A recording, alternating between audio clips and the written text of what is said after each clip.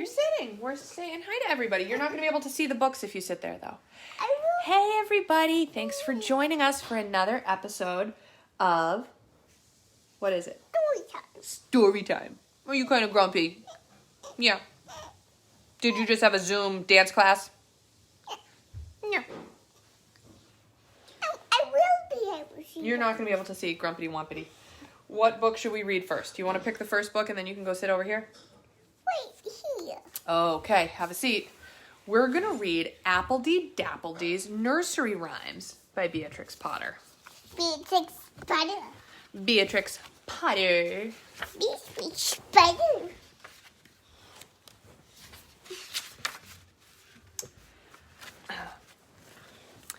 Dapply, a little brown mouse, goes to the cupboard in somebody's house.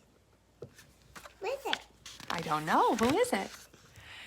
In somebody's cupboard, there's everything nice. Cake, cheese, jam, biscuits, all charming for mice. Oh boy, you're a crazy kid. Oh, baby. Dapply has little sharp eyes, and Dapply is so fond of pies. Now, who is this knocking at Cottontail's door? Tap, tap it. Tap, tap it. She's heard it before. And then the cat's the second one. Shh. And when she peeps out, there's nobody there, but a present of carrots put down on the stair. Why is there no one in there? I don't know. Why? Let's find out. Hark! I hear it again. Tap, tap, tap it. Tap, tap it. Why, I really believe it's a little black rabbit. Old Mr. Pricklepen has never a cushion to stick his pins in. His nose is black, and his beard is gray, and he lives in an ash stump over the way. What kind of an animal is he? La la la. I don't think he's a la-la-la animal. I think he might be a porcupine. It's a porcupine. Mhm. Ow. You okay, sweetness? You know the old woman who lived in a shoe and had so many children she didn't know what to do? Do you know about her? I think if she lived in a little shoe house, that little old woman was surely a mouse. Wait, is that the bad mouse? No, I don't think it's the bad mouse. I think it's the little old lady who lived in a shoe. Because you'd have to be very small to live in a shoe, wouldn't you? Yeah. Yeah. So she's really small, right? Yes. Diggory, diggory, delvet, a little old man in black velvet. He digs and he delves. You can see for yourselves the mounds dug by Diggory Delvet. What do you think Diggory Delvet is? Do you think he's a mole? No, he's a bat. A bat? Bats fly. Gravy and potatoes in a good brown pot. Put them in the oven and serve them very hot. That sounds kind of delicious. That sounds kind of bad. You think it's bad? Gravy and potatoes? I think that sounds tasty. There once was an amiable guinea pig who brushed back his hair like a periwig. He wore a sweet tie as blue as the sky, and his whiskers and buttons were very big. Was that some good rhyming? I thought it was good rhyming. Okay, what are we reading next, Eve? I think this book. This one, okay. The Mitten by Jan Brett. A Ukrainian folktale adapted and illustrated by Jan Brett. Once there was a boy named Nicky. He wanted mittens as white as snow. If you drop a white mitten in the snow, it will be hard to find, his grandmother told him. But Nicky wanted snow-white mittens so much that Baba made them for him. Do we know anyone called Baba?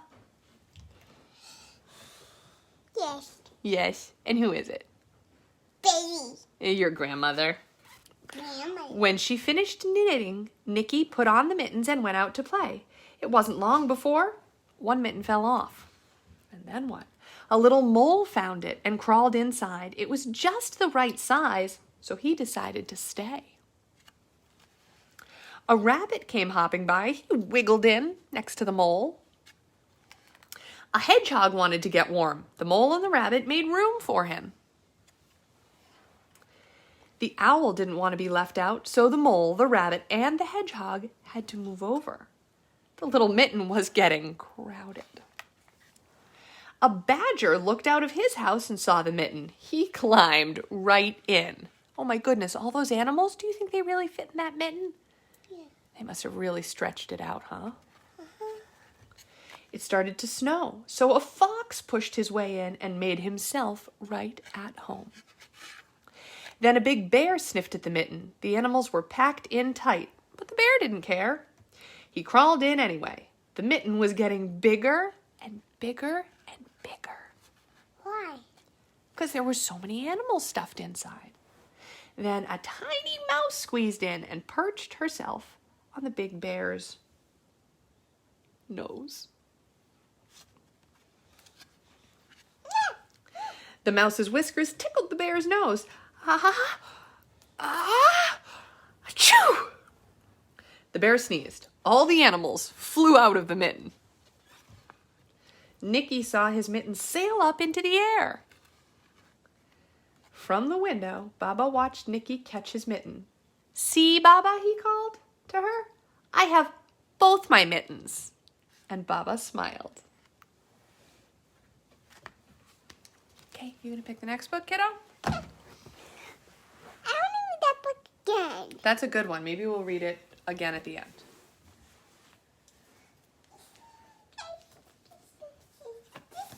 Thanks. And these are the extra books that we had dropped off from your Baba.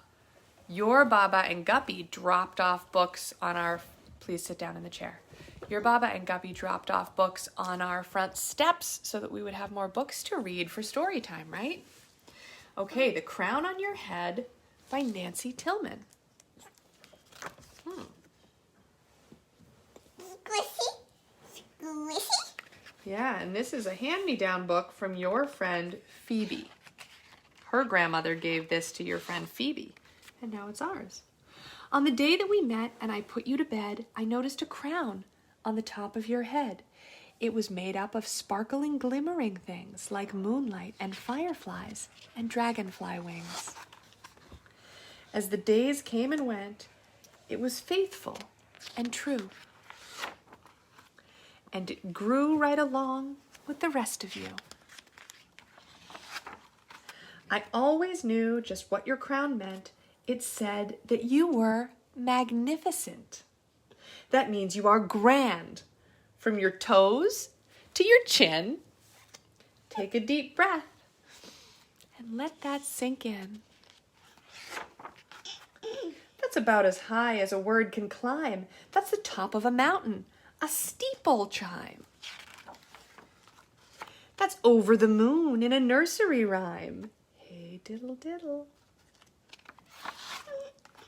And it means like a star, you were born to shine. Blink 3 times. 1, 2, 3. And there you are. You are twinkling, little star. Are you a twinkling star, Evie? Oh. In other words, from your very first day, you were chosen to glow in a very big way. With your crown made of glittering, high-flying things, you've got wind in your pocket. Your wishes have wings. You can run like you mean it, so let the wind blow. There's just no telling how high you can go. Whatever it is you choose to do, no one can do it exactly like you. Ride on the big slide. And if you fall down, remember your glorious, marvelous crown. It won't flicker or fade. It won't dim. It won't leave. All you have to do is believe.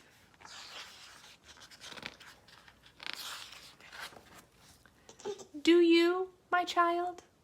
I hope that you do. The world is a wonderland waiting for you. And you get to share it with all your friends too. They each have a crown that is faithful and true. No one's is brighter, no one's is duller. It's only a crown of a different color. So sometimes, just every now and then, whisper, I believe, again. Your crown is your best friend forever, by far. It tells the true story of just who you are. That's why every night when I put you to bed, I'm careful to kiss the crown on your head.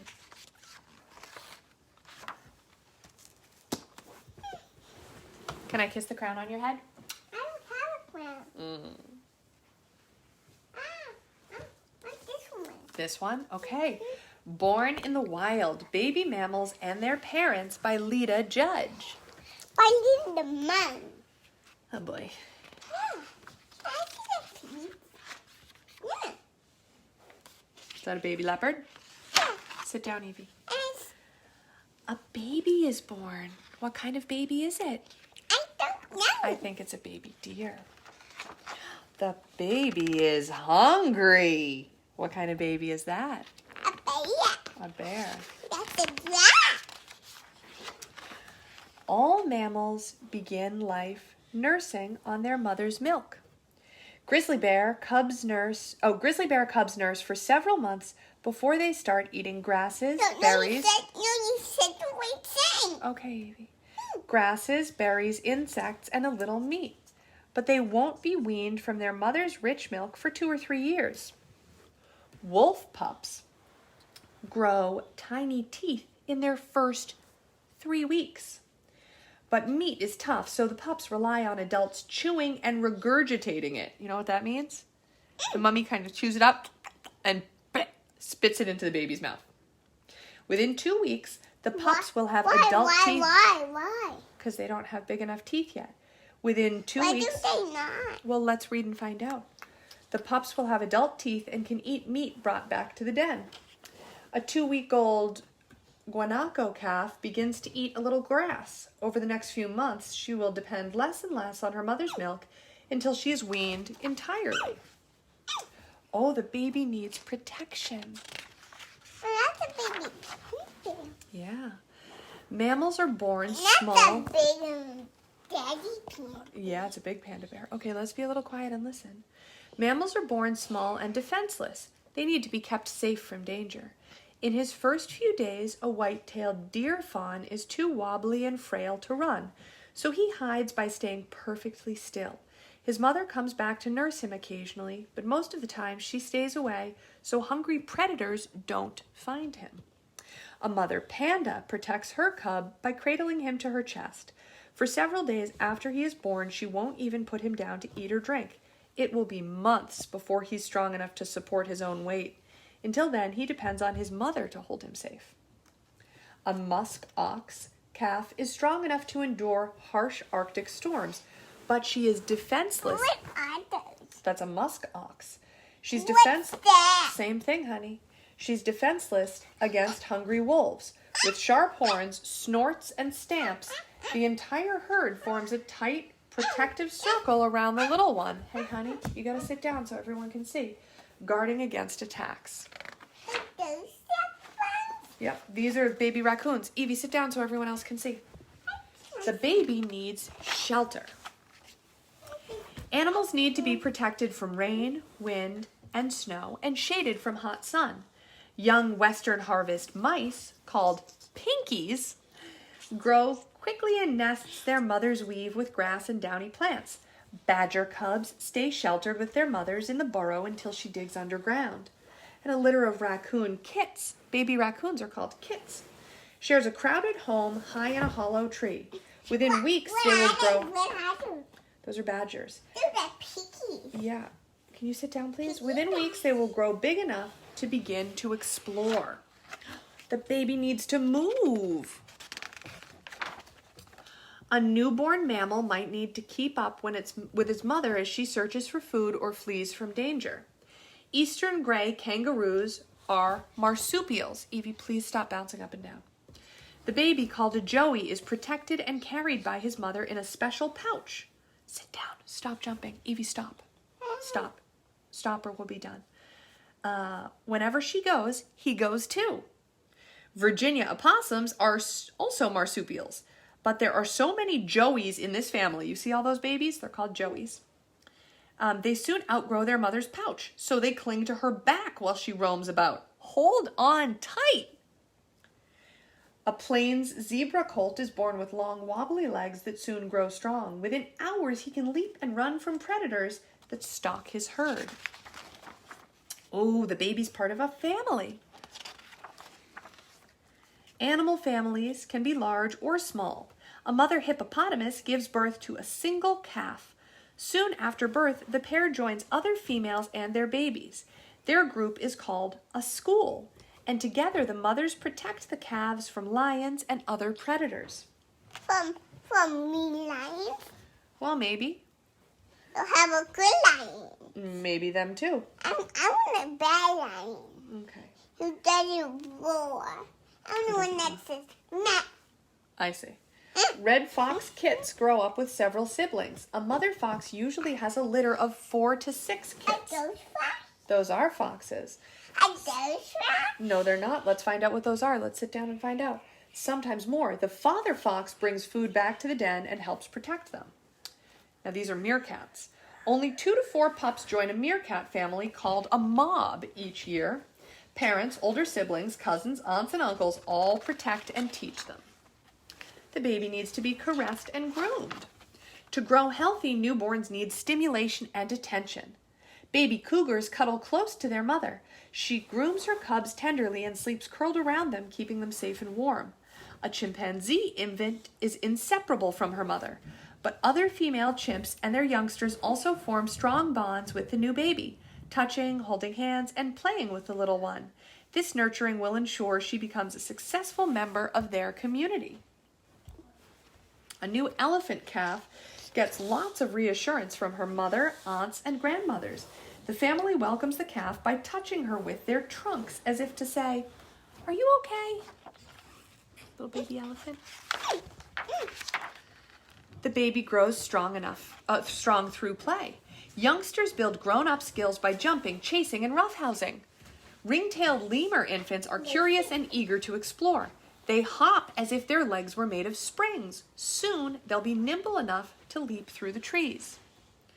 Stalk, run, quick attack. Mommy, Yes, Evie? can I take this off? No, thank you. Please stay sitting. No, Lion I parents... take Nope. this off. No. No, my shirt off. You're going to keep your shirt on. It's cold enough that you should be wearing a shirt. Evie, sit down and keep your shirt on.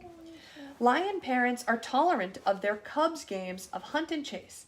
The cubs will need these skills to survive. Pushing and shoving, mountain goat kids play King of the Rock. This may be fun, but mock battles also prepare young male billies, boy goats are called billies, to compete for mates when they become adults. Oh, that baby learns. What kind of babies are these? Seals. Otters. Close. Sea otters. Seals. Young mammals must be taught to find food and be alert for danger if they are to survive to adulthood. Chirrup! A mother pika screams as an alarm as a hawk flies overhead. Her youngsters learn that hawks are dangerous. They race back to their den. Before she can swim, because they're going to try and eat the little pikas. Why? They think they're good food. Before he can swim, a They're sea not, otter... right? They're good food for hawks. Before he can swim, a sea They're otter... not good food for no hawks. Well, yeah, we don't eat them, but hawks do. Okay, so a sea otter pup watches his mother. She teaches him to swim and dive, to find clams and urchins for food, and to crack open rough shells with a rock. Well, is it a bad one? No, nobody's bad. No, is that thing a bad one? No, nobody's bad. No, that thing is not bad. It's a pika, and it's not bad. It takes a young orangutan at least 10 years... Eat it. Because the hawk needs food and it thinks a pika is good food. We eat chickens. Okay, it takes a young orangutan at least 10 years to discover all he needs to know. As he grows up, his mother shows him where to find food, how to do more complicated things like using sticks for tools, and even how to build a sleeping nest of leafy branches in the trees. Evie, you have to sit back so everyone can see, okay? Can I? Yeah, you can for sure see. Sit back. Kits and joeys, cubs and colts, every baby mammal needs gentle care and teaching, just like you. Okay, should we read the last book? All right. Dream Animals, A Bedtime Journey by Emily Winfield Martin. This one has really pretty pictures. It has Beatrixes.